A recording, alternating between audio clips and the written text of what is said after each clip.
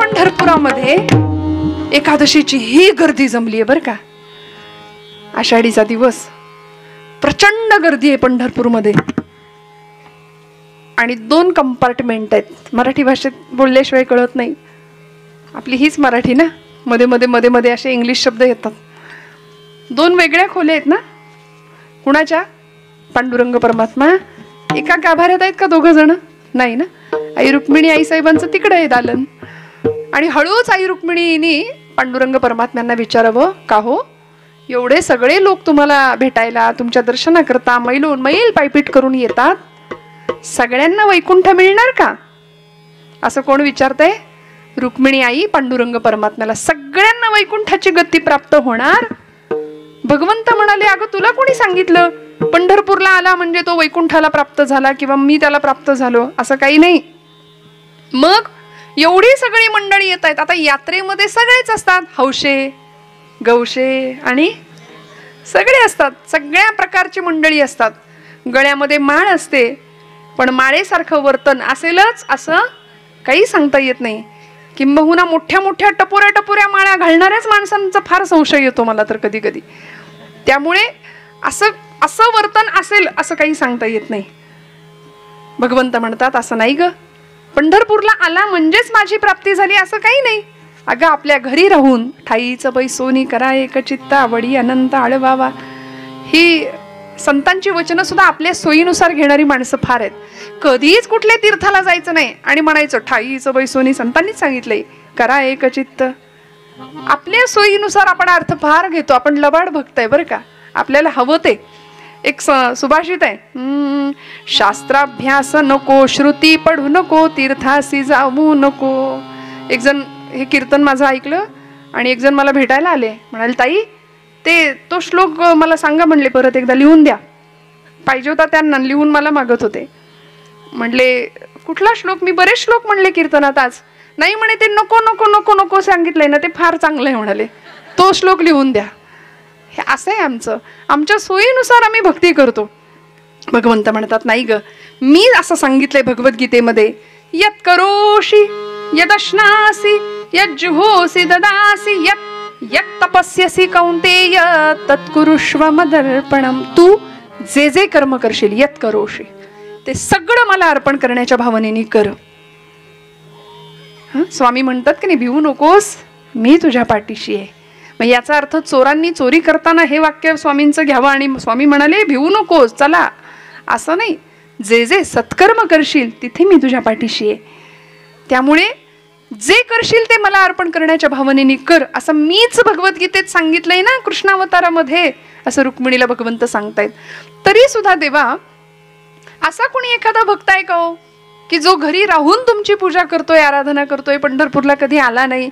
असा एकच काय, असंख्य भक्त आहेत. रुक्मिणी मला दाखवाल? चल म्हणाले, वेळ नको घालवायला, पटकन माघारी येऊ आपण. 10:30 वाजलेत, 11च्या आत माघारी येऊ. आणि मग पंढरपूर पासून जवळच असलेल्या एका गावामध्ये भगवंतांनी आई रुक्मिणीला नेलं बरं का. कुठे आले? अरण गावचा भक्त सावता,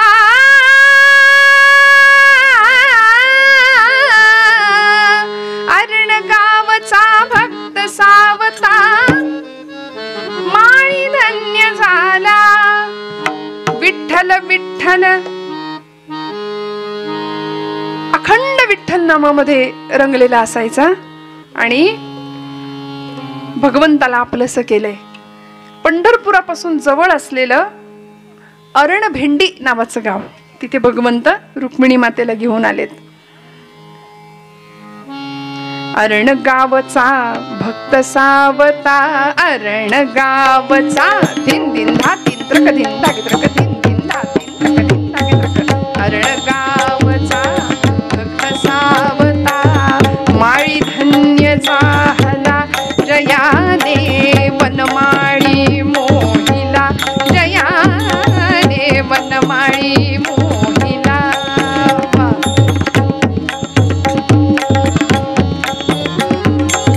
विश्वी भरला विश्वंभर तो,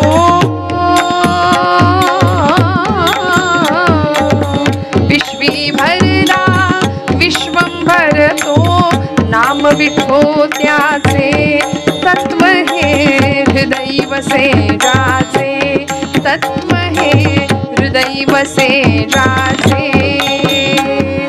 अरणगावचा भक्त सावता माळी धन्य झाला जयाने, वनमाळी मोहिला जयाने, वनमाळी मोहिला. आपण जरा प्रॅक्टिस करू उद्या. आणि असा भगवंत रुक्मिणी मातेला घेऊन अरणगावामध्ये घेऊन आले. बांधावर उभे राहिलेत. समोरचा मळा, समोरचं शेत पाहिलं. एक एक रोपटं असं जगवलंय, जपलंय, वाढवलंय की विठ्ठल समजून प्रत्येक रोपट्याला पाणी घातलंय. प्रत्येक रोपट्यावर प्रेम करावं. विठ्ठल स्वरूप साक्षात. विचार करा ना, भगवंतांनी दिलेला प्रत्येक श्वास त्याची कृपा आहे असं समजून जर आपलं जीवन पुढे गेलं ना, तर आपल्यासारखे भाग्यवान आपणच. एका श्वासावर सुद्धा आपली सत्ता नाही. वृक्षाचेही पानं आले ज्याची सत्ता राहिली, अहंता मग कोठे. देखवी ऐकवी एक नारायण तयाचे, भजन चुको नये.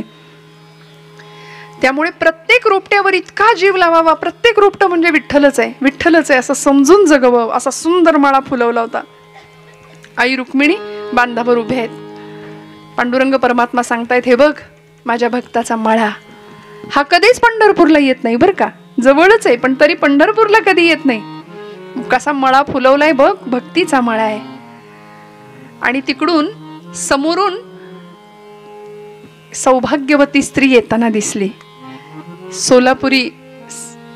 सोलापुरी साईडला जे मिळतं ते इरकली काठाचं लुगडं नेसलेली, डोक्यावर पदर, कपाळाला रुपया एवढं कुंकू. आता सांगायची गरज नाही. ते म्हणतात ना जुने कीर्तनकार, टिकली तर टिकली. हा, त्यामुळे लाव टिकली लाव असं म्हटलं तरी राग येतो. एवढीशी छोटीशी टिकली सुद्धा आम्हाला नकोशी होते आमच्या मुलींना बरं का. पण आता रुपयाचं अवमूल्यन झालं आपण म्हणूया, त्यामुळे कुंकू गेलं. पण एवढं मोठं टप्पोरं कपाळा, रुपया एवढं कुंकू कपाळावरती. आणि खानदानी शालीनता, फार अलंकार नाहीत. गळ्यामध्ये एकच सौभाग्याचा अलंकार, मंगळसूत्र. आणि प्रचंड तेज चेहऱ्यावर. सावित्रीबाई नाव होतं.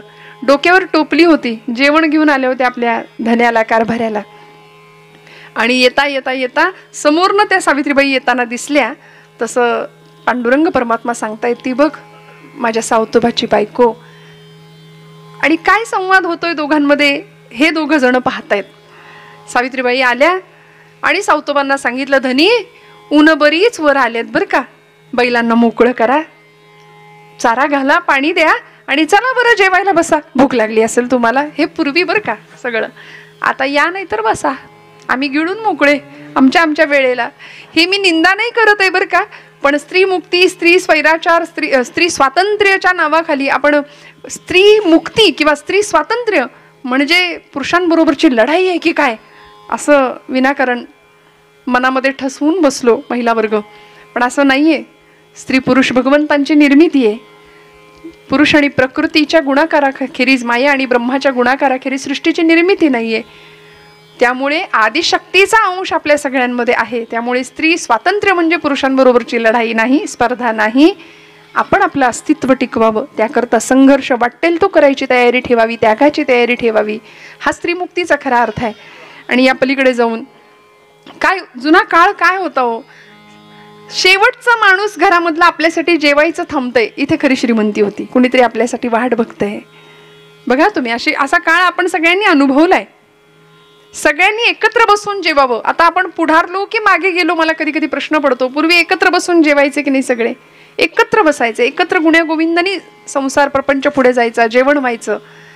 आता हातात घेतात, उभ्या उभ्याच जेवतात. वाढणारं वाकून वाढायचं, जेवणारं खाली बसून छान अशी पंगत बसायची. आता वाढणारा माणूस उभा आहे एका जागी आणि जेवणारा माणूस फिरत फिरत इकडे तिकडे जागा मिळते का कुठे बुफे आहे की नाही.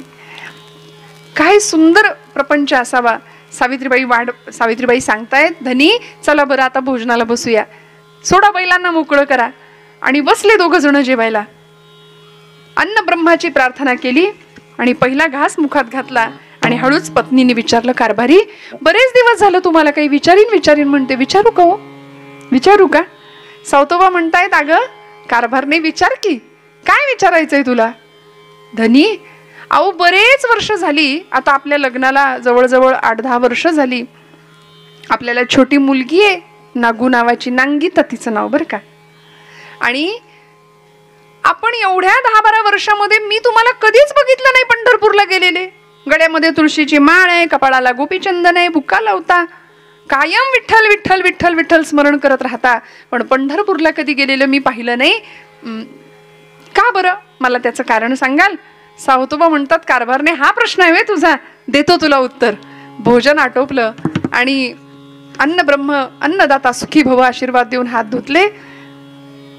बैलांच्या जवळ आले, बैलांवरती एक अशी थाप मारली मस्त आणि सांगितलं, हे बघ कारभारने, माझा पांडुरंग फक्त विटेवर आहे असं का ग वाटतं तुला? नाही नाही, चराचर सृष्टीमध्ये त्याची व्याप्ती आहे. एको देवहा सर्वभूतेषु गूढः, सर्वव्यापी सर्वभूतांतरात्मा, स्थिरचर व्यापुनी जो जगदात्मा दशांगुले उरला. प्रत्येक चराचर सृष्टीमध्ये त्याचं अस्तित्व आहे. आणि बैलांच्या पाठीवर थाप मारली आणि सावतोबा सांगतात, बैल विठ्ठल शेत विठ्ठल, सगळं विठ्ठल इथं. बैल विठ्ठल शेत विठ्ठल विश्व विठ्ठल गे. बैल विठ्ठल शेत विठ्ठल विश्व विठ्ठल गे. विठ्ठल वाणी मोठ काळी ती बी विठ्ठल गे. विहिरीला मोठ जोडलेली होती, मोठीने पाणी द्यायचं. काय सांगतायत? विठ्ठल वाणी मोठ काळी ती बी विठ्ठल गे. बैल विठ्ठल शेत विठ्ठल विश्व विठ्ठल गे. विठ्ठल वाणी मोठ काळी ती बी विठ्ठल गे.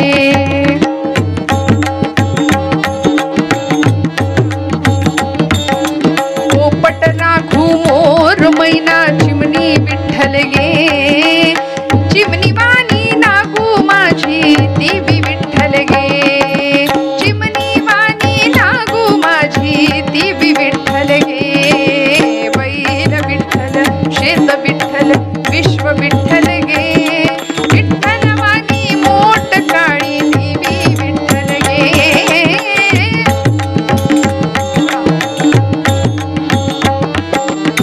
सर्व चराचर सूर्य चंद्र गे गमते विठ्ठल गे. विठ्ठलाचा दास सावता त्यो बी विठ्ठल गे. विठ्ठलाचा दास सावत्या त्यो बी विठ्ठल गे. बैल विठ्ठल शेत विठ्ठल विश्व विठ्ठल गे. बैल विठ्ठल शेत विठ्ठल विश्व विठ्ठल गे. विठ्ठल वाणी मोठ काळी ती बी विठ्ठल गे. विठ्ठल वाणी मोठ काळी ती बी विठ्ठल गे. विठ्ठल वाणी मोठ काळी ती बी विठ्ठल गे. समाधान वाटलं रुक्मिणी आई साहेबांना रे.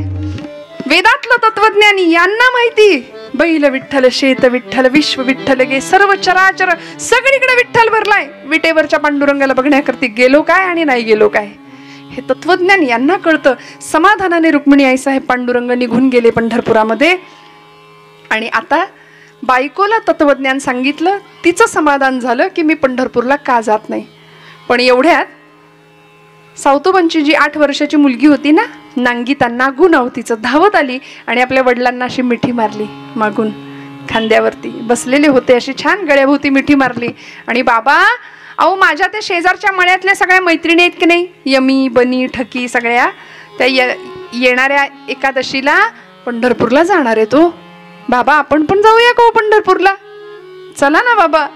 हे 8 वर्षाची पोर हट्ट करते बरं का, आपण पंढरपूरला जाऊया. आताचे हट्ट न सांगण्यासारखे.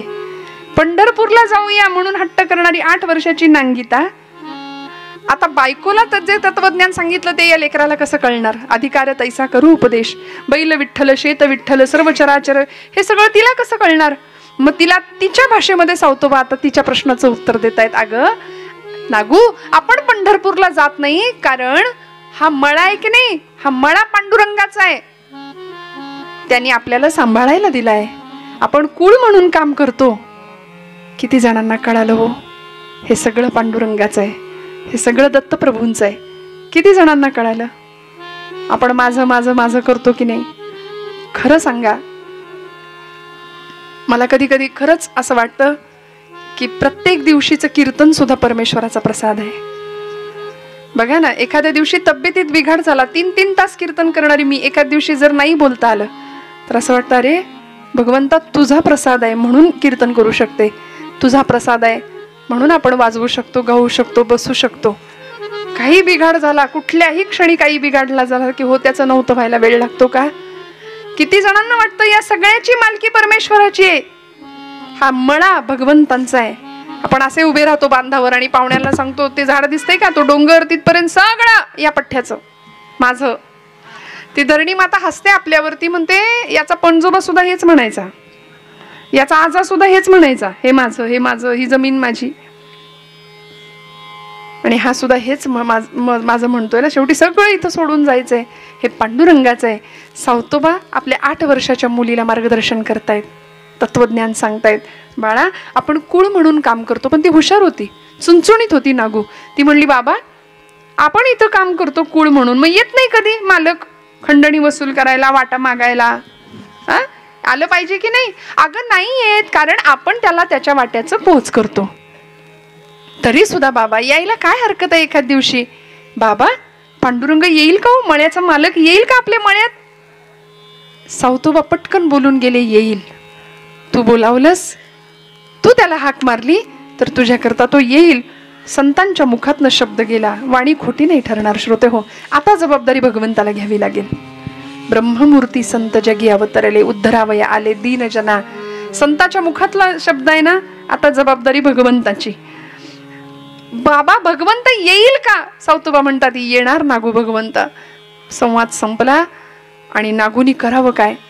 काहीतरी निरोप देऊया म्हणली पांडुरंगाकडे. म्हणून चुणचुणीत पोरगी उठली, पाट पाट पाट पाट भाजी खोडली, पेंड्या बनवल्या आणि परकराच्या ओच्यात, परकर पोलक घालायच्या पोरी पूर्वीच्या, ते परकराच्या ओच्यात ते भाजी घेतली आणि जिथून त्या रस्त्यावरून दिंड्या चालल्या होत्या ना, त्या दिंडीच्या समोर येऊन उभी राहिली. समोरून एक दिंडी येताना दिसली. मनात विचार करते, ही भाजी पांडुरंगाला पोच करते आणि भाजी बरोबर निरोप देते, मळ्याचा मालक आहेस ना, मळ्यात येऊन जा. इतकं सोपं छान भक्तीचं रूपक. आणि ही त्या दिंडीच्या समोर येऊन उभी राहिली. आता दिंडीमध्ये असणारे, मी म्हटलं ना की ती माळा गळ्यात असल्या म्हणजे सगळंच असलं असं नाही ना. माळेला मणी 108 असतात, काहींकडे तेवढ्या खोड्या असतात. त्यामुळे ते जरा उलट्या काळजाची होती सगळी मंडळी. दिंडीतली आली आणि ती पोरगी अशी समोर दिसली, 8 वर्षाची नागू. ती त्यांना सामोरी आली. जय विठ्ठल जय हरी विठ्ठल त्यांचं चालू आहे बरं का. जय हरी विठ्ठल जय विठ्ठल जय हरी. ही अशी आडवी आली आणि दिंडी मालकांचं डोकं फिरलं. म्हणाले, कोण आहेस तू? मी नागू, सावतोबांची मुलगी आहे. माझी एवढी भाजी पांडुरंगाला द्याल का हो? मळ्याचा मालक आहे आमच्या, एवढी भाजी त्याला पोच कराल?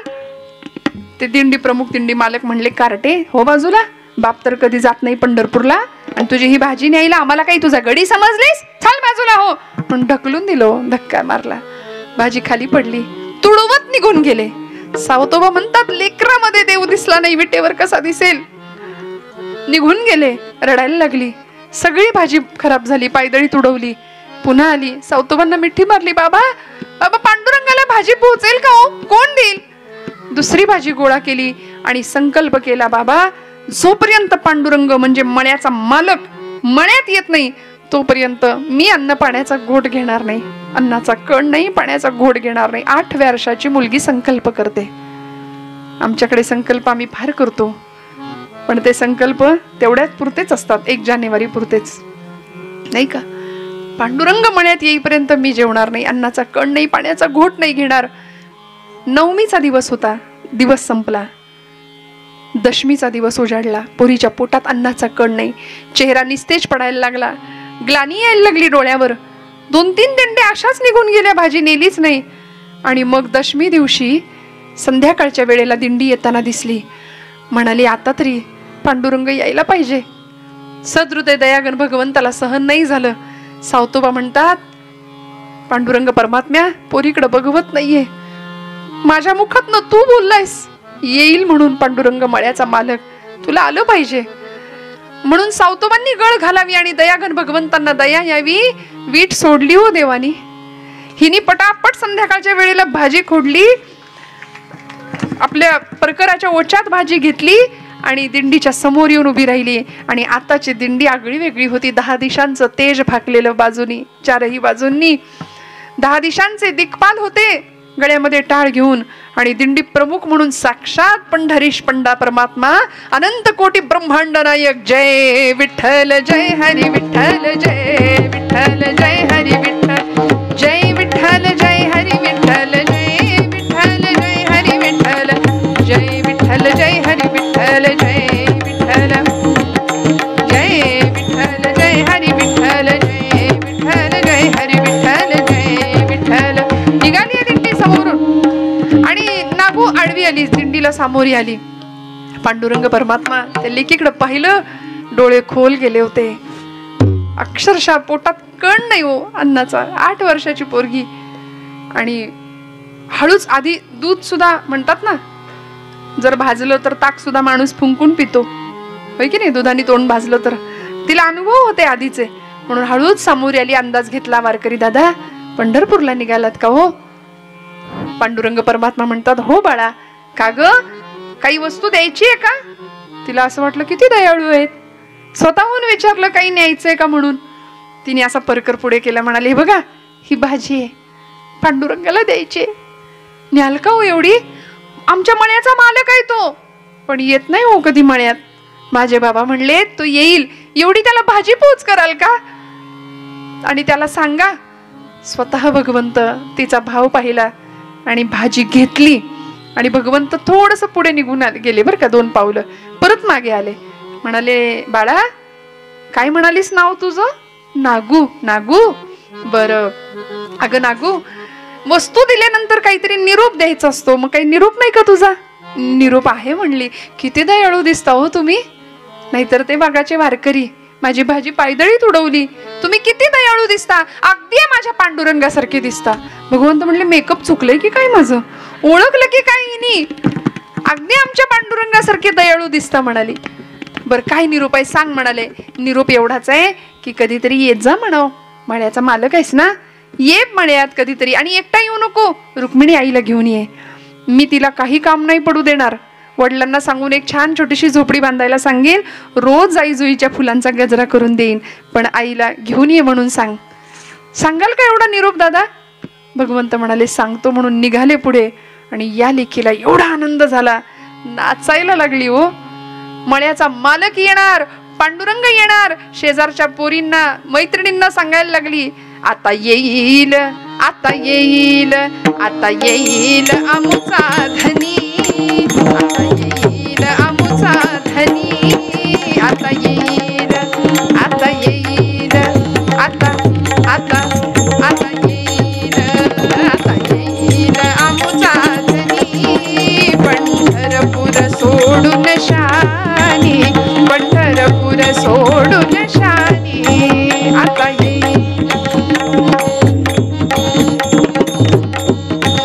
तो गरुडावरी बैसुनी, तो गरुडावरी बैसुनी, संगे घेऊन रुक्मिणी राणी, आता येईल आमुचा धनी, आता येईल आमुचा धनी. पंढरपूर सोडून शानी. मळ्याचा मालक येणार, पांडुरंग येणार म्हणून नाचायला लागली. एकादशीचा दिवस उजाडला. एकादशीचा दिवस उजाडला. पोटात अन्नाचा कण नव्हता. ग्लानी आली. सावतोबांनी उचलून घेतलं. नागू, नागू डोळे उघड बाळा, डोळे उघड. आला का पांडुरंग? आला का पांडुरंग? आली का रुक्मिणी आई? कुठाय बाबा, कुठाय? पुन्हा डोळे मिटावेत. सावतोबांनी तोंडावर पाणी मारावं. नागू, पाण्याचा तरी घोट घे, 2 घास खाऊन घे. अगं येईल पांडुरंग, येईल पांडुरंग. नाही नाही, पांडुरंग आल्याशिवाय मी जेवणार नाही, मी पाणी नाही पिणार. शेवटी सावतोबांनी पांडुरंगाची करुणा भाकावी. भगवंत आता बघा तुम्हीच काय ते. आणि इकडे पंढरपुरामध्ये ही गर्दी, सगळी संत मंडळी जमलीये. एकादशीचा दिवस, महान पर्व काळ. ज्ञानोबा नामदेवादी अधिकारी मंडळी पंढरपुरात आहेत, दर्शन घेतायत. संत भार पंढरीत, संत भार पंढरीत.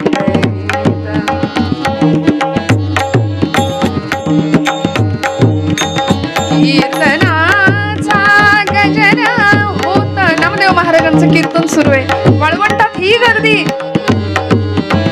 कीर्तनाचा कीर्तनाचा कीर्तनाचा कीर्तनाचा कीर्तनाचा गजर होत. संत भार पंढरीत, संत भार पंढरीत, संत भार पंढरीत.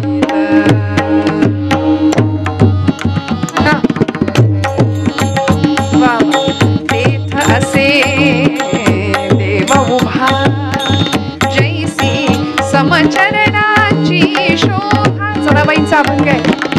काय वर्णन केलंय. ही गर्दी पंढरपुरामध्ये.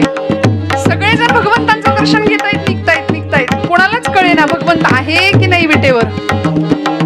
भगवंतांनी वीट केव्हा सोडली आणि सावतोबांच्या हाकेला पंढरपूर सोडून भगवंत भक्ताकडे निघालाय.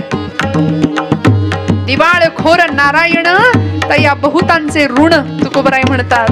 अनेक भक्तांचं ऋण कर्ज देवावर वाढलं की देवाला असं करावं लागतं. पण ज्ञानदेव आणि नामदेवादी मंडळी जेव्हा समोर येतात, बघतात पांडुरंग विटेवर नाहीये. हे फार कमी लोकांना कळतं. आपण बऱ्याचदा भक्ती करताना देवातल्या पाषाणाला नमस्कार करून निघतो, पण पाषाणातलं देवत्व बघणारी काही कमी मंडळी असतात. अधिकारी संतांना कळलं देव इथं नाहीये आणि मग सगळ्यांनी मोर्चा वळवला. नामदेव म्हणतायत, ज्ञानोबा देव गेले कुठे आजच्या दिवशी. ज्ञानराज म्हणतायत, न येणाऱ्या भक्ताकडे गेलेत म्हणाले नामया. कधीच पंढरपूरला न येणारा जो भक्त आहे ना त्याच्याकडे गेले. चला आणि निघाले. आणि म्हणून आमच्या जनाबाई सांगतात की अशा संतांना शरण जाऊया. ऐशा संता शरण जावे, ऐशा संता शरण जावे, जनी म्हणे त्याला घ्यावे, जनी म्हणे त्याला घ्यावे, त्याला घ्यावे. संत भार पंढरीत, संत भार पंढरीत, संत भार पंढरीत. भगवंत पोहोचले सावतोबांच्या मळ्यात आणि सावतोबांना सांगतायत, सावतोबा मला लपव म्हणाले. कुठेतरी माझ्या मागे चोर लागले, चोरांची टोळी लागली. हे सगळे संत भगवंताला बघायला सावतोबांच्या मळ्याकडे येत होते. भगवंत सांगतायत, सावतोबा लपवा मला, कुठेतरी लपवा लवकर. सावतोबा म्हणले, कुठे लपवू देवा. मळ्यात लपताय का. नको नको शोधून काढतील. मग माळ्यावर बसताय का. नको शोधून काढतील. मग देवा माझ्या या हृदया व्यतिरिक्त तुम्हाला लपवायला माझ्याकडे जागा नाही दुसरी, कुठे लपवणार तुम्हाला. म्हणून सावतोबांनी एक विळा घेतला. कथा असं सांगते, पण त्यामागचा लक्षार्थ आपण समजून घ्यायचा. जो जनाबाईंनी कोडं सोडवले, सावतोबांनी सोडवले, हनुमंतरायांनी सुद्धा सोडवले. माझ्या हृदया व्यतिरिक्त भगवंता तुला बसायला जागा नाहीये दुसरी. म्हणून सावतोबांनी कथा अशी सांगते की विळा घेतला आणि छाती चिरली हृदय आणि म्हणाले, बसा इथे. आता आपण सुद्धा घरी गेल्यावर असं घ्यायचं धारधार मस्त. जमेल का हो. येईल का देव असा. हृदयामध्ये देवाला साठवायचं म्हणजे हृदय बंदीखाना केला. आता विठ्ठल कोंडीला. कसा कोंडला जाईल. सोहम शब्दे मारा केला. श्वास घेतानाचा सूर आणि सोडतानाचा सूर, प्रत्येक श्वासाला त्याला आठवायचं. इतकं आठवलं ना की पाय चौरंग होतात, हात बिल्वपत्र होतं, डोळे समया होतात आणि हृदय गाभारा होऊन जातो. भगवंत येतोच तिथे. तुका म्हणे देह भरिला विठ्ठले, काम क्रोधे केले घर रीते. षड्विकारांनी भरलेलं घर हे जे आहे ना हृदय, ते रित करावं लागेल, तेव्हा भगवंत तिथे येऊन बसेल. सावतोबांनी कोडं सोडवलं ते, आणि भगवंत सावतोबांच्या हृदयात आहे हे सगळ्या संतांना कळालं. या प्रसंगात भगवंत नागूच्या जवळ आले, तिच्या तोंडात पाणी पाजलं तिला आणि सांगितलं, नागू हे बघ डोळे उघड, मी आलोय. किलकिले डोळे करून बघितलं, म्हणली देवा हा काय निरोप नीट पोहोचला नाही वाटतं. रुक्मिणी कुठे आहे, आईसाहेब कुठे आहेत? मी सांगितलं होतं रुक्मिणी आईला घेऊन या म्हणून. अगं कुठली रुक्मिणी कुठलं काय म्हणाले, मला लपायचंय पहिल्यांदा, मला लपवा आता. ते सगळे आलेत माझ्या मागे आणि भगवंतांना लपवावं. नामदेव ज्ञानदेवादी अधिकारी मंडळी सावतोबांच्या मळ्यात येतात आणि पाहतात, सांगतात, सावतोबा सांगा आमचा देव कुठे आहे. देव विटेवर नाही, आजच्या दिवशी एकादशीचा दिवस आहे, पंढरपुरात पांडुरंग नाही, हे केवढं अकल्पित घडले, सांगा आमचा देव कुठे आहे, द्या आम्हाला. सावतोबा म्हणतायत, कुठे शोधाल पांडुरंगाला, चराचर सृष्टीमध्ये तो आहे. बैल विठ्ठल, शेत विठ्ठल, सर्व चराचर विठ्ठल विठ्ठलांनी व्यापून उरले. नामदेव महाराजांनी इथे गंमत सांगतात या कथेमध्ये. नामदेव महाराज हळूच बघतायत, सावतोबा तुम्ही असाल भाजी फुलवणारे, मळा फुलवणारे, पण म्हणाले शिंपी कामातलं तुम्हाला नाही जमणार, शिवण कामातली चूक. कारण कथा असं सांगते की भगवंतांचा हिरवा शेला असा बाहेर राहिला होता शिवताना, आणि सावतोबांना नामदेव महाराज म्हणतायत की तो शेला तेवढा भगवंतांचा नीट घातला नाही आतमध्ये. शिवण कामातली चूक म्हणली माझ्या लक्षात येणार आहे, पण ही रूपक कथा. खरा अर्थ असा आहे की तो हिरवागार शेला भगवंतांचा म्हणजे सावतोबांचा हिरवागार मळा होता भक्तीचा फुलवलेला. भगवंत व्यापून उरलेला आहे सगळीकडे, ही प्रचिती आली. आणि सावतोबा सांगतायत, भगवंता कशाला अंत पाहता, द्या सगळ्यांना दर्शन. आता आपल्याही घड्याळात 11 वाजले, कशाला थांबायचं, सगळ्यांना दर्शन द्या. कारण उद्या परत आपल्याला कीर्तनाची वेळ साधायची आहे. आणि नाही म्हणता म्हणता दत्तप्रभूंची अशी इच्छा आहे की एका दिवसात परत 2 सेवा व्हाव्यात. त्यामुळे उद्या वेगळ्या विषयावर, वेगळ्या चिंतनाचा विषय आणि वेगळी आख्यान कथा घेऊन आपण उद्या सकाळी परत उद्या संध्याकाळी आपण सगळे इथे उपस्थित राहणार आहोत, भेटणार आहोत. उद्याची वेळ फक्त दादा सगळ्यांना व्यवस्थित सांगा आणि त्या वेळेला आपण सगळे उपस्थित राहा. काय झालं 8 वाजता उद्या सकाळी, सकाळची पण 8:30. बरं 8:30 सकाळी पण 8:30चीच वेळ आहे. आपण छान मस्त झोप घ्या आणि उद्या सकाळी पुन्हा टवटवीत फ्रेश मूडनी कीर्तनासाठी उपस्थित राहा. जेवढा आनंद घेता येईल तेवढा घेऊया. उद्या एक नवीन कथा सांगण्याचा प्रयत्न करते. भगवंत सगळ्यांना दर्शन देत आहेत. निराकार तो निर्गुण ईश्वर, कसा प्रगटला असा विटेवर. उभय ठेविले हात कटेवर, उभय ठेविले हात कटेवर. पुतळा चैतन्याचा कानडा राजा पंढरीचा, कानडा राजा पंढरीचा, कानडा राजा पंढरीचा. हा नाम्याची खीर चाखतो, चोखोबाची गुरे राखतो. हा नाम्याची खीर चाखतो, चोखोबाची गुरे राखतो. पुरंदराचा हा परमात्मा, पुरंदराचा हा परमात्मा. वाली दामाजीचा कानडा राजा पंढरीचा, कानडा राजा पंढरीचा, कानडा राजा पंढरीचा.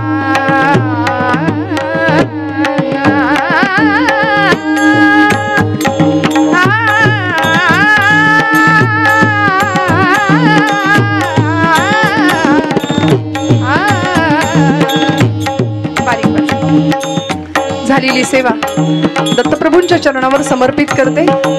आजच्या कीर्तनाचा समारोप इथे करूया. आपण अभंगाचं निरूपण यथाशक्ती यथामती करण्याचा प्रयत्न केला. भैरवी घेऊन आरती करूया. कीर्तनाची आरतीची तयारी करा आणि मग आपण थांबूया. नामदेव महाराज हाच आशय अभंगामध्ये सांगतात. आपण आख्यानामध्ये कथा बघितली, त्या कथेची जोडणी आता परत अभंगाशी करावी, तरच हरदासाची कथा मूळ पदावर आली असं म्हणता येतं. नामदेव महाराज हाच आशय मनात सांगतात. की अशा अधिकारी संतांचं आपण दर्शन घ्यावं. अखंडित नामा त्यांचा वास पाहे, निशिदिनी ध्याये सत्संगती. अशी सत्संगती मला मिळावी असं नामदेव महाराजांची इच्छा. तुम्ही आम्ही सुद्धा हीच कामना करावी. ब्रह्ममूर्ती संत जगी अवतरले, ब्रह्ममूर्ती संत जगी अवतरले. उद्धरावया आले दीन जना, दीन जना. ब्रह्मादिक त्यांची वंदिती पायवणी, ब्रह्मादिक त्यांची वंदिती पायवणी, ब्रह्मादिक त्यांची वंदिती पायवणी, वंदिती पायवणी, वंदिती पायवणी. पंढरीनाथ महाराज की जय. सगळ्या संतांनी जे भगवंताकडे मागणं मागितलं ते मागणं मागूया आणि कीर्तनाची एक आरती दत्तप्रभूंचीच घेऊया आणि बसायचं. बर. हे चिदान देगा देवा तुझा विसरण भावा, गुण गाईन आवडी हेची माझी सर्व. न लगे मुक्ती धन संपदा संत वर्ग. टेकून बसायचं असलं तरी बसा, माझं काही म्हणणं नाही. हा छान बसा. फक्त सर्वांगाचे कान करून आपण कीर्तनात राहूया. 1.5-2 तास प्रपंच जरा बाजूला ठेवूया, नातेवाईक बाजूला ठेवूया, घरदार विसरून जाऊया काही क्षण, काही वेळ, आणि मस्त आनंद घेऊया कीर्तन सेवेचा. एकदा जय जयकार ठणकावून करा. अवधूत चिंतन श्री गुरुदेव राजाधिराज प्रभु रामचंद्र महाराज की, महारुद्र हनुमान की जय. जय रघुवीर. वा. म्हणजे आज पहिलाच दिवस आहे, पहिलंच कीर्तन आहे, तरी एवढा आवाज आहे. महिला वर्ग संख्येने आपण कमी असलात इथे मंडळी, तरी सुद्धा हम भी किसी से खणखणीत आवाज येऊ द्या. घरात आपला आवाज असतो की नाही, मी नेहमी म्हणते, हे असतात शेजारी तरी सुद्धा धाडसानी म्हणते, घरात आपला आवाज असतो की नाही, तसा इकडे पण आपलाच आवाज आला पाहिजे. खणखणीत आवाजामध्ये नाम घ्यायचं. काय म्हणतात तुकोबा आहे ऐका.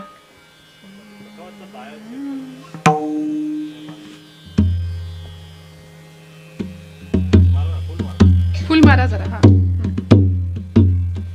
कणिक नाही लावली, कणिक नाही लावली. थोडा बेस द्या मग त्याला आणि लेवल कमी करा.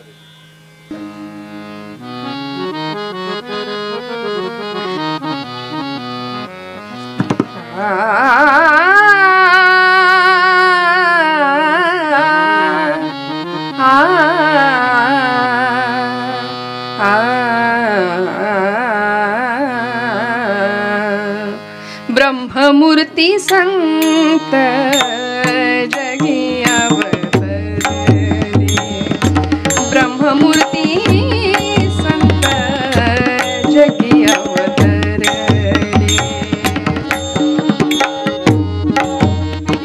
मॉनिटरला द्या ना थोडा, पेटीचा आवाज मॉनिटरला द्या थोडा.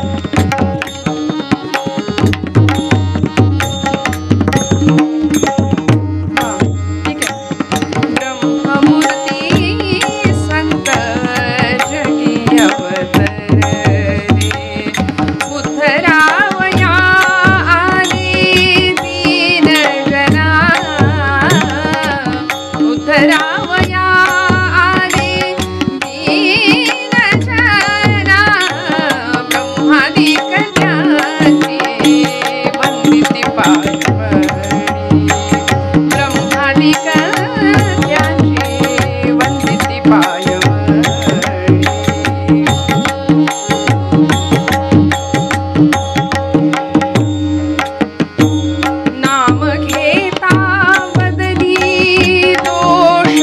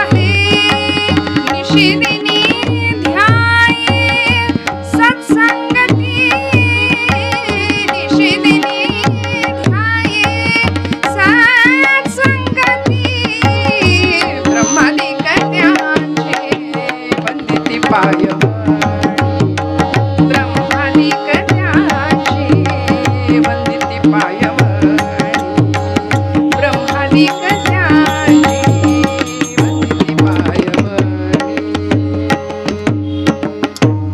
पंढरीनाथ महाराज की. अवधूत चिंतन श्री गुरुदेव दत्त. संत श्रेष्ठ, मी मगाशी ओघात तुकोबरायांचा अभंग म्हणाले, पण नामदेव महाराजांचा हा अभंग आहे. संत श्रेष्ठ नामदेव महाराजांचा अत्यंत सुंदर अत्युत्कृष्ट असा अभंग आज निरूपणाकरता घेतलाय. ब्रह्ममूर्ती संत जगी अवतरले, उद्धरावया आले दीन जना. संतांचं पृथ्वी तलावर येण्याचं प्रयोजन काय आहे? आम्ही प्रापंचिक माणसं जन्म घेतो, किंबहुना आम्हाला जन्माला यावं लागतं. पुन्हा पुन्हा पुन्हा पुन्हा या जन्म मरणाच्या चक्रामध्ये आम्ही सापडतो. आचार्य जगद्गुरु शंकराचार्य म्हणाले, पुनरपि जननम पुनरपि मरणम पुनरपि जननी जठरे शयनम. पुन्हा पुन्हा पुन्हा 84 लक्ष योनी मात्रांमध्ये अखंड जीव फिरत फिरत फिरत फिरत दुर्लभातला दुर्लभ असलेला मनुष्य जन्म प्राण्याला मिळतो. आणि आता मनुष्य जीवाला आल्यानंतर काय करायचं? गर्भामध्ये असणारा जीव सोहम सोहम ही प्रचिती त्याला असते. मी तो आहे, मी त्या शिवाचा अंश आहे. पण तोच जीव या सृष्टीत त्यांनी पहिलं पाऊल ठेवल्यानंतर मात्र कोहम कोहम, मी कोण मी कोण मी कोण असं करायला सुरुवात करतो. मग हे माझं, ते माझं, घर माझं, बंगला माझा, शेती माझी, असं करता करता माझे माझे घेई ओझे, सगळं जमवायचं, सगळं कमवायचं आणि एक दिवस सगळं इथेच ठेवून निघून जायचं. ही मनुष्य जीवनाची वास्तविकता आहे. आणि या पलीकडे जाऊन इथे आल्यानंतर कमवायचं काय, मिळवायचं काय, याची खरी उत्तरं संतांनी आम्हाला दिली, सत्पुरुषांनी आम्हाला दिली, महापुरुषांनी आम्हाला दिली. म्हणून प्रत्येक महापुरुषाचं जीवन, लौकिक किंवा लोकोत्तर महापुरुषांची चरित्र आणि संतांचे चरित्र आणि तुमचं माझं जीवन याच्यामध्ये खूप तफावत आढळते. एखादं विभूतिमत्व जन्माला येतं, उच्च कुळामध्ये असू दे किंवा कुठल्याही कुळामध्ये असू दे, जन्म झाल्यानंतर आपल्या आईवडिलांच्या संस्कारांच्या मुशीतून असं काही झळाळून त्याचं जीवन निघतं की त्याचं जीवन जगाला लाभदायक ठरतं, जगासाठी प्रेरणादायक ठरतं. मग ज्ञानोबा असू देत, तुकोबा असू देत, अगदी निळोबारायांपर्यंत, समर्थ रामदास स्वामींपर्यंत किंवा अलीकडच्या संतांच्या मध्ये जर बोलायचं झालं तर आमच्या सातारचे ब्रह्मचैतन्य गोंदवलेकर महाराज, आपले शेगाव निवासी गजानन महाराज आहेत, अक्कलकोटचे स्वामी समर्थ महाराज आहेत, गणानंद स्वामी महाराज असतील, अशा अनेक संत सत्पुरुषांनी आपल्या येण्याचं प्रयोजन जे काही होतं ना ते सार्थ केलं. मी कशा करता आलोय, माझ्या जन्माला येण्याचं कारण काय आहे ते शोधलं आणि त्या दृष्टीने प्रवास केला. श्रोते हो, आपण मनुष्य प्राणी किंवा आपण सर्व काय करतो? आपण कधी विचार केलाय का मी का आलोय, मी कोण आहे, मला इथे येण्याचं कारण नेमकं काय आहे, मी अमुकच गावात, अमुकच समाजात, अमुकच तालुक्यात, अमुकच घरात, अमुकच आई वडिलांच्या पोटी मी जन्माला का आलो किंवा आले, असा कधी आपण सिरियसली आणि गांभीर्याने विचार करत नाही. तो करावा ही संतांची अपेक्षा आहे. आणि म्हणून संत अवतीर्ण होतात. संत इच्छेने जन्माला येतात बरं का. संतांचा जन्म, संतांचा अवतार हा स्वेच्छेने आहे. वास्तविक त्यांना पुनर्जन्म घ्यायची किंवा पुन्हा पुन्हा जन्माला येण्याची गरज काहीच नाही. कारण संत त्या अवस्थेला पोहोचले, देव पहावयासी गेलो तेथे देवची होऊनी ठेलो, मी देव झालो. साक्षात तुकोबरायांचा अनुभव आहे, अनेक संतांचा अनुभव आहे.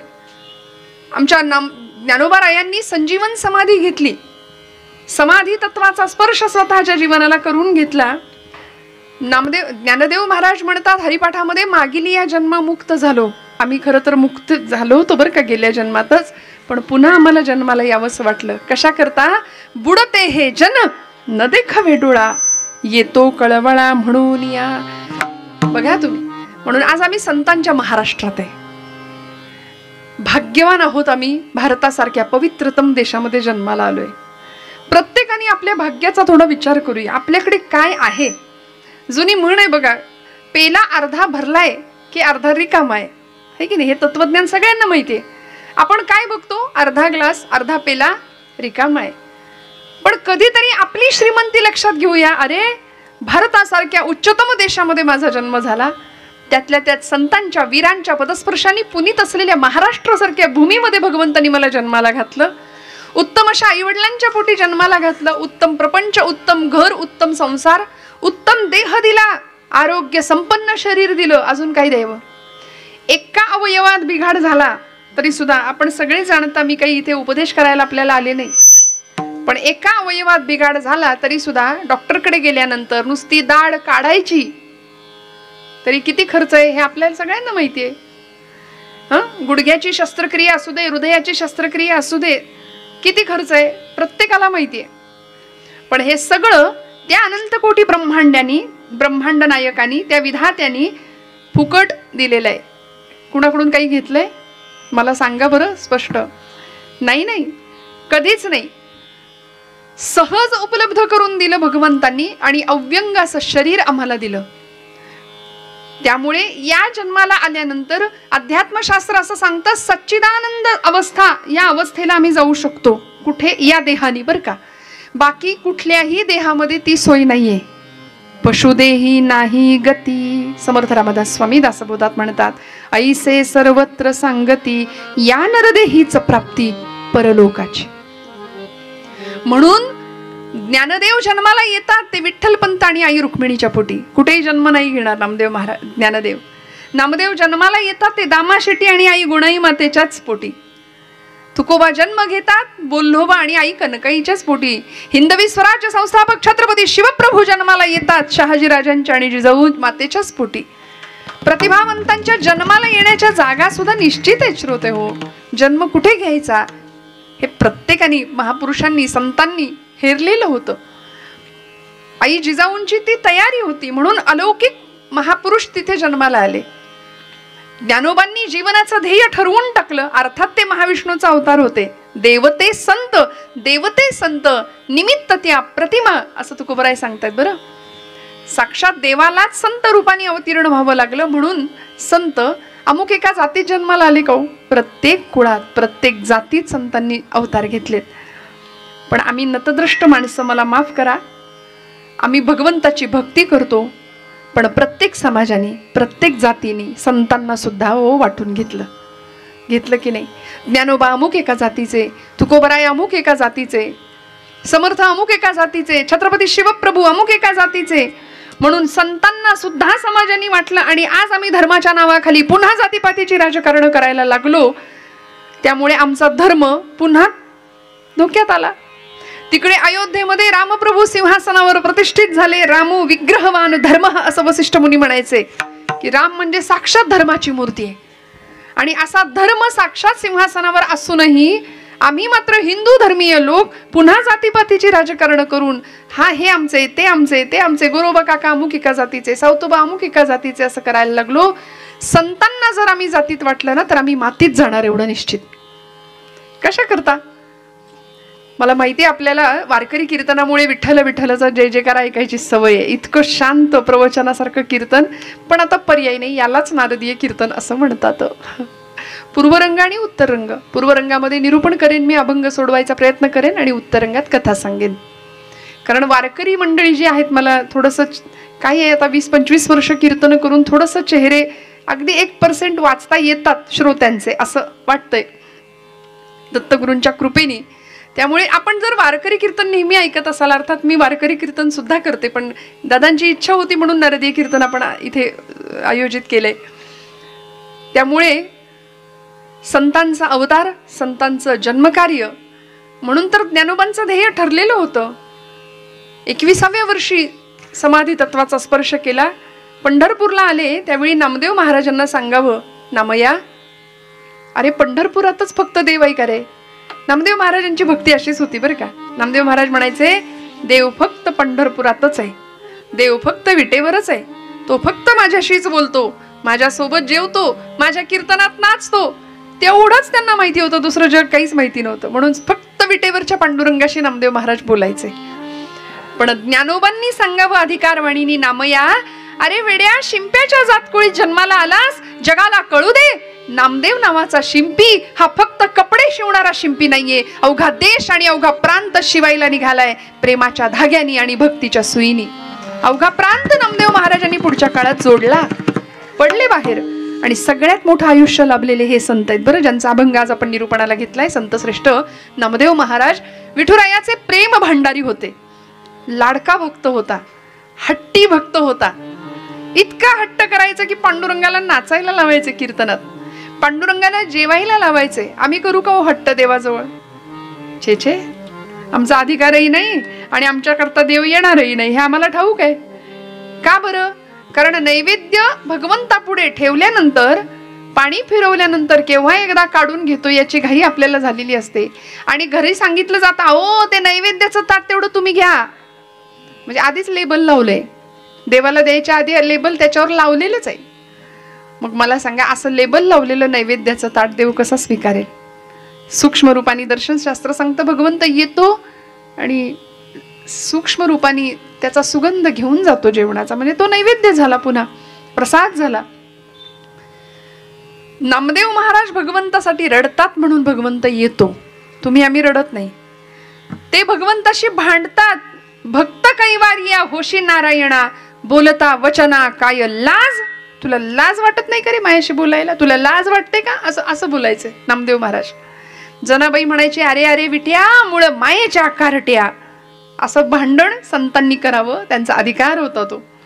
तुम्ही आम्ही नाही करू शकत भगवंताशी, कारण आम्ही देवाकडून सगळं मागतो, देवाला मागत नाही. संतांनी देवालाच मागितलं, त्यामुळे भगवंत म्हणतात मी मलाच तुम्हाला देऊन टाकले, आता करा काय करायचं ते. मग जनाबाईंनी बसावं जात्यावर, नुसतं म्हणावं ये पांडुरंगा, लगेच त्यांनी यायचं. आणि सकाळी सकाळी दिशा उजळल्या गेला कोंबडा रवून, दिशा उजळल्या गेला कोंबडा रवून, सूर्याचं किरण येते डोंगरा मागून. बाबा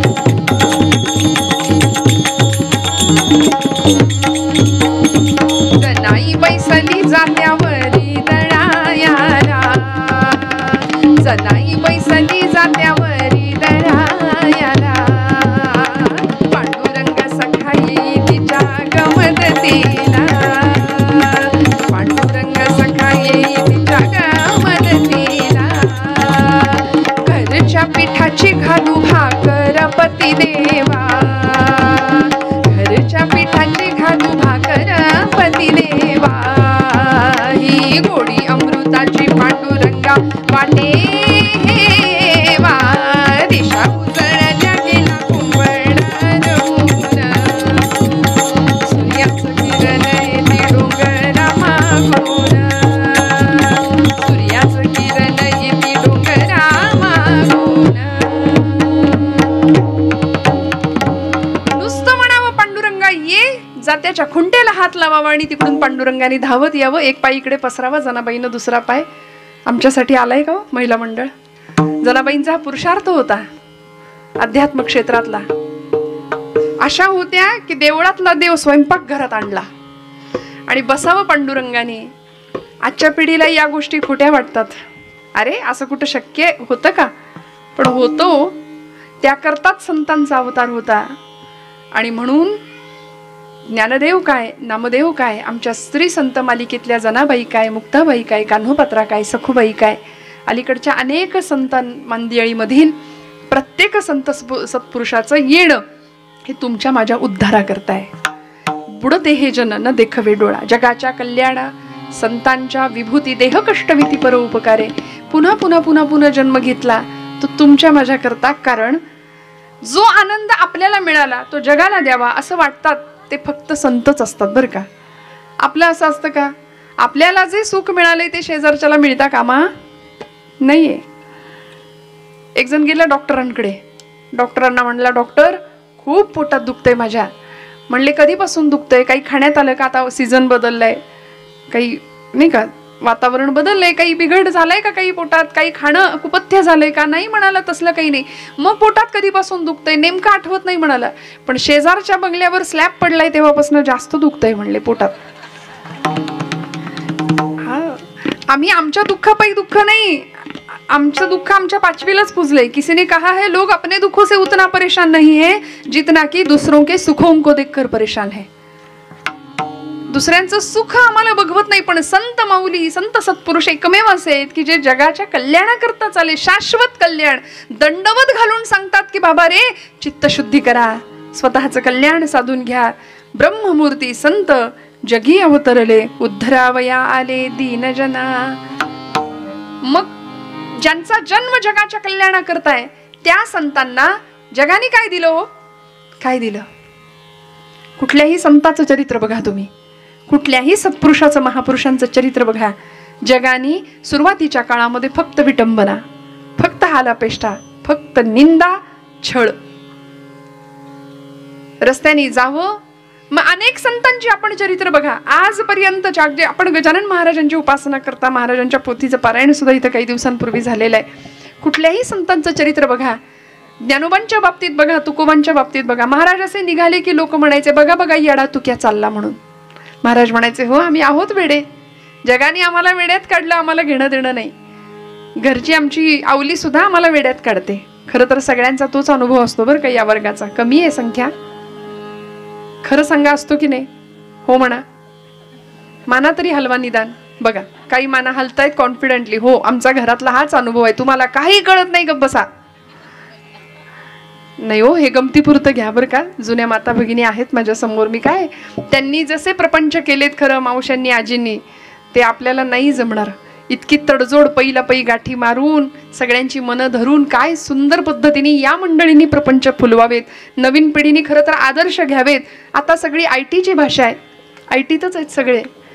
मला कुठल्या क्षेत्राला नावं नाही ठेवायची, पण पैसा पैसा करता करता आपण माणूस नाही ना दुरावत आहे याचा विचार प्रत्येकाने आपापल्या पातळीवर करणं फार गरजेचं आहे. माणसाला माणूस जोडणं, स्नेह, आपुलकी, प्रेम, आदर या गोष्टी दुरावत चालल्यात, दुर्मिळ होत चालल्यात. आणि याकरता हा धर्ममंडप असतो बरं का. याकरता पुन्हा पुन्हा ही कीर्तन असतात. याकरता पुन्हा पुन्हा सगळ्यांनी एकत्र यायचं असतं. आम्ही म्हणतो आमचं कुणा वाचून काही आडत नाही. छे छे, आडत नाही वगैरे काही नाही. माणसाला माणूसच लागतो, पैसा नाही पुरत शेवटपर्यंत. हे संतांनी आम्हाला वारंवार सांगितलंय श्रोते हो, प्रत्येक वेळी येऊन सांगितलंय. काय दिलंय जगाने? फक्त निंदा दिली, फक्त अपमान दिला. माझे ज्ञानोबा आहे 10-12 वर्षाचं वय, असे रस्त्याने निघाले ना की लोकांनी सांगावं अरे संन्याशाच्या कार्ट्या, संन्याशाच्या पोरांनो काय गोडधोड खायची इच्छा होते तुम्हाला? माधुकरी मागण्याकरता फिरावं, कुणीतरी झोळी हिसकावून घ्यावी, पीठ खाली सांडून द्यावं, पिठात रेघोट्या ओढाव्यात, ते पीठ परत भरता येऊ नये अशी व्यवस्था करावी.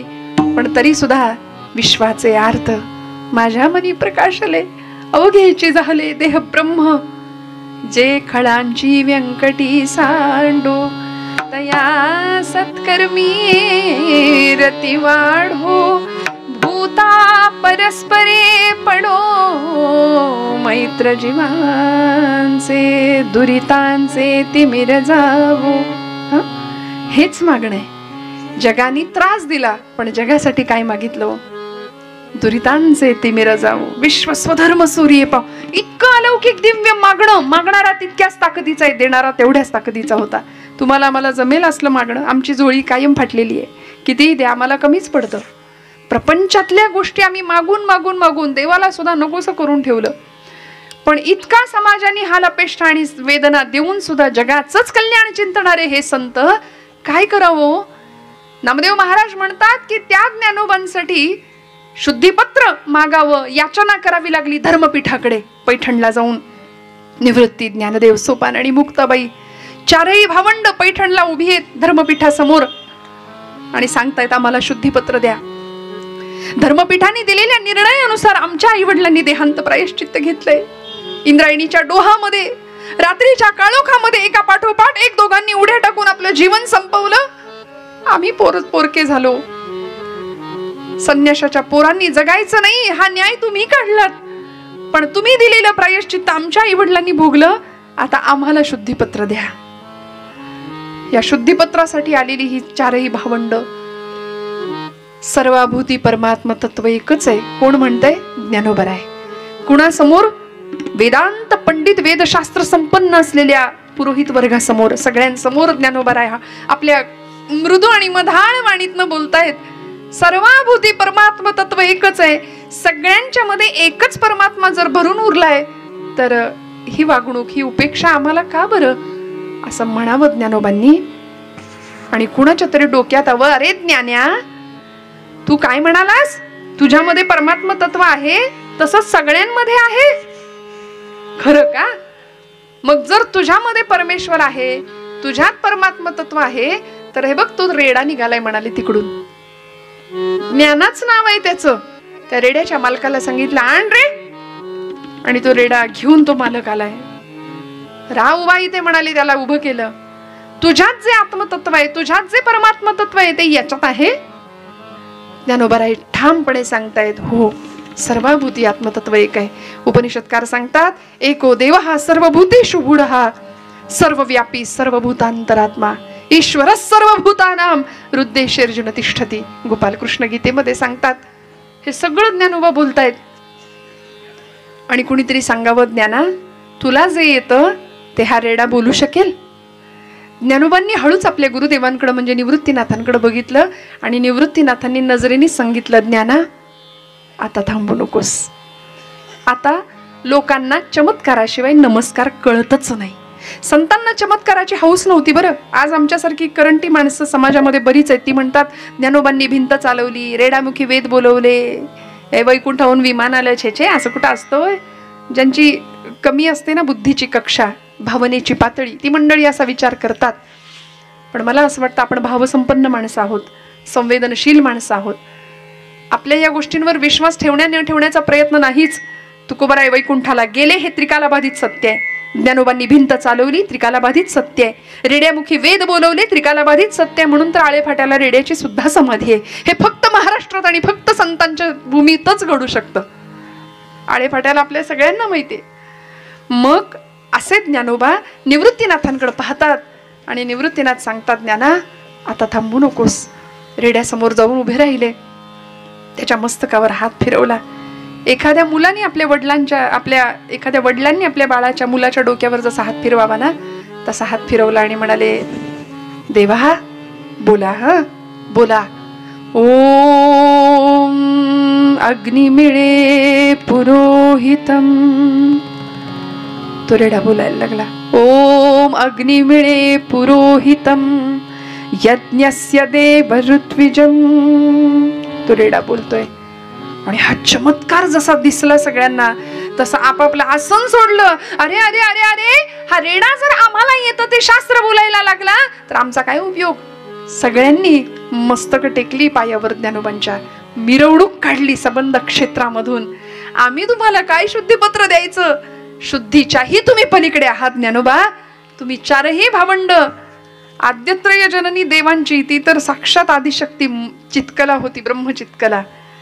निवृत्तीर भगवान हर सोपाना, ब्रह्मदेवांचा अंश सोपान देव, विष्णूंचा अंश ज्ञानोबाराय आणि साक्षात आदिशक्ती म्हणजे मुक्ताबाई. या चारही जणांच्या चरणावरती सगळ्या गावांनी मस्तक टेकवावं. आणि मग नामदेव महाराज म्हणतात, ब्रह्मादिक त्यांचे वंदिती पायवणी, नाम घेता वदनी दोष जाती. आमच्या सगळ्या दोषांचं निर्दालन होतं. काय होतं संतांच्या सहवासाने, संतांच्या जवळ जाण्याने काय होतं. जया दर्शने स्पर्शने पुण्य जोडे, जया भाषणे नष्ट संदेह मोडे. सहज बर का, सहज चांगल्या माणसाच्या सहवासात आपण बसलो ना की आपलं वर्तन सुद्धा अचानक अस्खलितपणे उत्तम होऊन जातं बर का.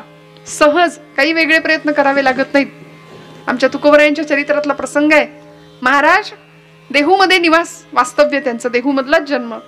पण महाराज कीर्तन करायचे तुकोबराय बर का. आणि कीर्तन म्हणजे आपल्यासारखं नाही 9ला सुरू झालं की 11ला संपलं.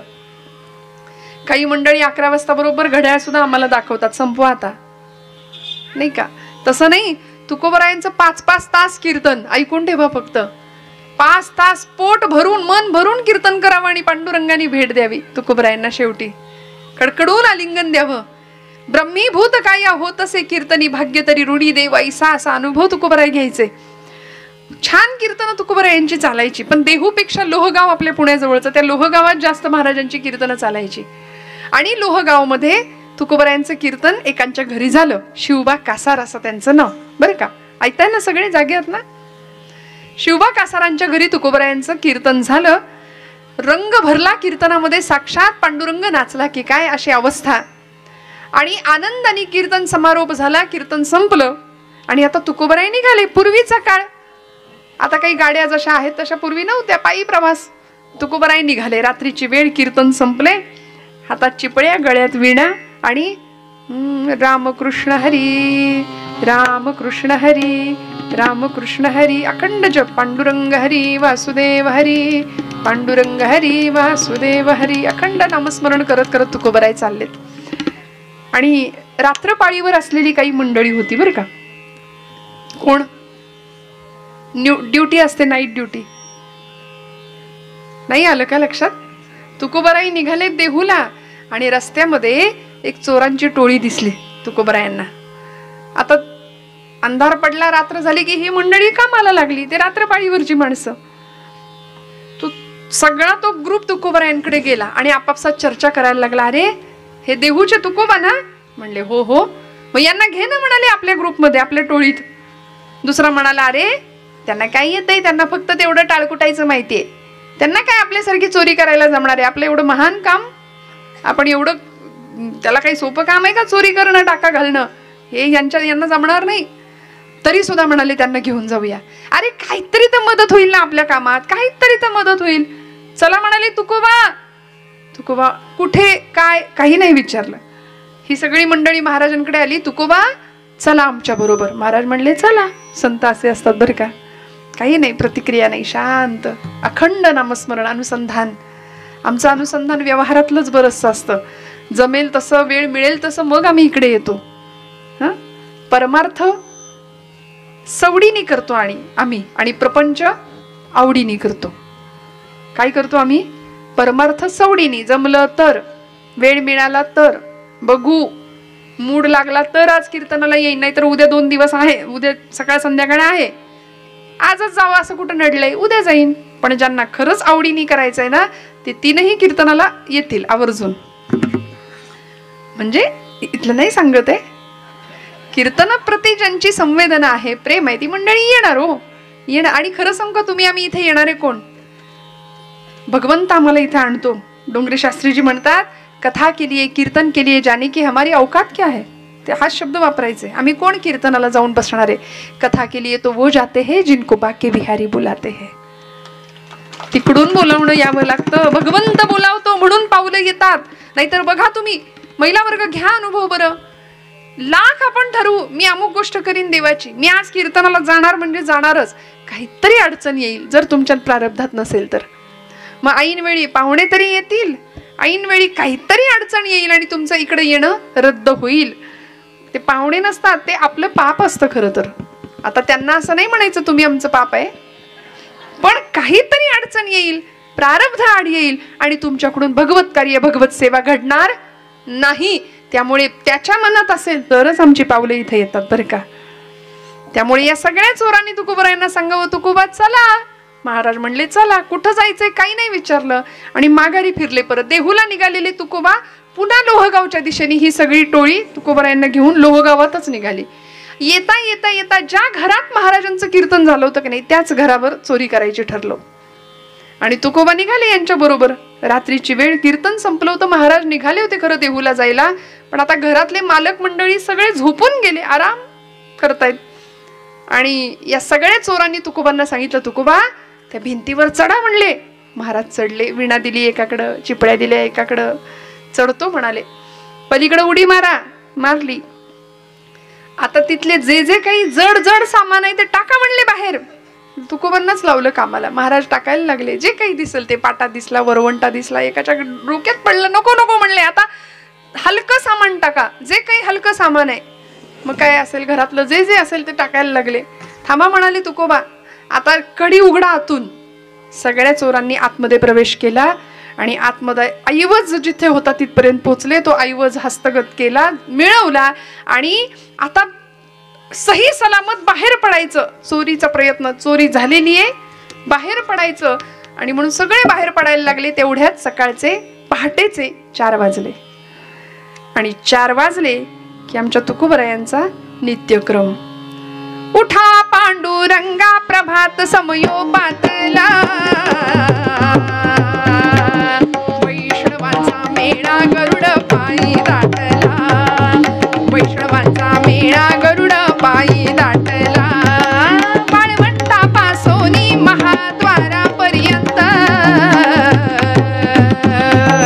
सुरवराची दाटी जोडोनी हात, सुरवराची दाटी उभे जोडोनी हात. 4 वाजता वाटेल ते झालं तरी तुकोबांचा काकडा सुरू होणार. मग वेळ काळ काय कुठे आपण कसे आहोत काही नाही बघितलं. तिथे एक काशाची ताटली पडलेली होती, ती घेतली, त्याच एक लाटणं होतं ते घेतलं आणि उठा पांडुरंगा सुरू झालं महाराजांचं. आता काशाची ताटली म्हणजे काशाच्या टाळांसारखीच वाजणार. आणि मग मालक उठायचे राहतील. शिवबा कासार उठले, बाहेर आले, बघतायत तुकोबांचा काकडा सुरू आहे. 1.5 तास काकडा झाला बरं का. चोर म्हणाले, आता राजी खुशीने जिथे जागा मिळेल तिथे लपून बसा, उगीच आणलं म्हणे यांना, पश्चाताप झाला आणून, आम्हाला अडचणीत टाकलं. तुकोबराय बसलेत तिथे. शिवबा कासार येऊन समोर उभे राहिले.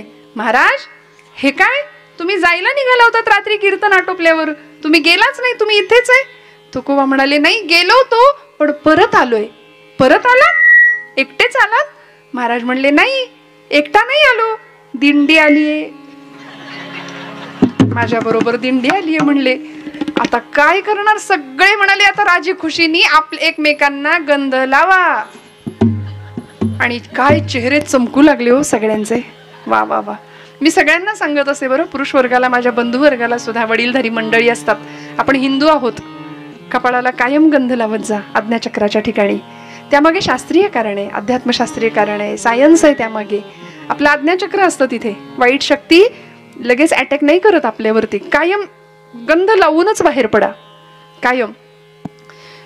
ते चोर होते, एकमेकांना गंध लावून घेतला, टाळ हागाळ्यात घेतले आणि राहिले तुकोबांच्या मागे उभे. हो म्हणले, दिंडी आहे आमची. काय होतं, जया दर्शने स्पर्शने पुण्य जोडे, सहवास मिळाला, किती मिळाला. गंध लावून घेतले, टाळ वाजवायला लागले. आणि एवढंच नाही, तुकोबरायांकडून माळा सुद्धा घालून घेतल्या यांनी. तुकोबांचे जे 14 टाळकरी होते त्याच्यातले हेच निम्म्यापेक्षा जास्त होते. त्यामुळे असा परिणाम होतो, होका दुराचारी विषयी आसक्त संत कृपे त्वरित उद्धार होतो, लगेच उद्धार होतो. हो, जरा सहवासात जा संतांच्या. आपण विचार करतो की आता संत देहाने नाहीये, ज्ञानोबा गेले, तुकोबा गेले, मग ज्ञानोबांची ज्ञानेश्वरी आहे. समर्थ रामदास स्वामींचा दासबोध नावाचा अत्युत्कृष्ट असा ग्रंथ आहे की ज्याच्यामध्ये व्यवहार आहे, अध्यात्म शिकवलंय. आम्ही म्हणतो ज्ञानेश्वरी हातात घेतो आम्ही, पण आम्हाला कळतच नाही. कळत नाही असं म्हणणाऱ्यांना मी नेहमी सांगते की ज्ञानोबा माऊली आहे, ज्ञानेश्वरी माय आहे. आईची भाषा लेकराला कळत नाही असं कधीच होत नाही. अडचण कुठे माहितीये, आपण लेकरू होत नाही. आपण आपला मी, आपला अहम बाजूला टाकूया, लेकरू होऊन ज्ञानेश्वरीकडे जाऊया. मग आई आपल्याला घेते की नाही मांडीवर. बघा तुम्ही, माझा शब्द आहे तुम्हाला, फक्त वेळेत सुरुवात करूया. दिसत नाही, उठलेलं बसवत नाही, बसलेलं उठवत नाही, तोंडाचं बोळकं होऊन जातं. अशा वेळी ग्रंथांना हात लावून, भगवंत पूजा करून, आराधना करून काही उपयोग नाही. सडलेलं कुजलेलं फूल जसं भगवंताला आम्ही घालत नाही, तसा हा देह टवटवीत आहे तोपर्यंत भगवंतांच्या पायाशी व्हावा. वेळीच सगळ्या ग्रंथांचा व्यासंग आमच्या लहान मुलांना सुद्धा लागला पाहिजे. बोलण्यासारखं खूप आहे, वेळेकडे बघावं लागतं. आपल्याला घड्याळ सुद्धा खुणावता. अजून मला कथा सांगायची आहे. त्यामुळे नामदेव महाराज म्हणतात की असे संत आहेत की ज्यांच्यामुळे आम्ही उद्धरून जातो. कितीही दुराचारी, कितीही पापी मनुष्य असला ना, होका दुराचारी विषयी आसक्त, विषयांमध्ये लडबडलेला मनुष्य जरी असला तरी संत कृपेमुळे त्याचा उद्धार होतो. तो जीवनमुक्त अवस्थेला पोहोचतो. आणि शेवटच्या चरणात नामदेव महाराज म्हणतात, अखंडित नामा त्यांचा वास पाहे, निषेदिनी ध्याये सत्संगती. मला अखंड भगवंता त्यांचा वास दे, म्हणजे वस्ती, त्यांच्या जवळ मला वस्ती करायला दे, त्यांचा सहवास दे, असं नामदेव महाराज सांगतायत. आणि असा संत कसे असतात, काय अधिकार असतो त्यांचा, भगवंताला किती आपलंसं करावं, बघूया आपण उत्तर भागामध्ये. हाच आशय मनात राहावा म्हणून मी पूर्वरंगात इथे थांबते आणि आपण उत्तर रंगाला सुरुवात करूया. सा नि ध नि ध म ग म ध नि सा रे सा, ब्रह्ममूर्ती संत जगी अवतरी